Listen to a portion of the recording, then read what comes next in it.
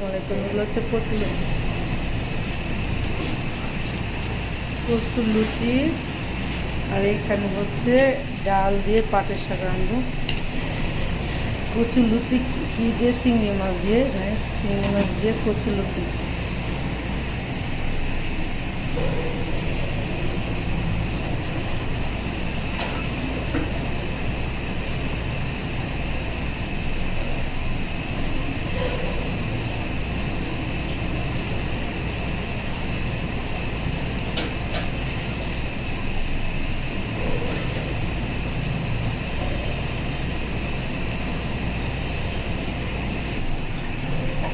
পাটের শাক দিয়ে দেব।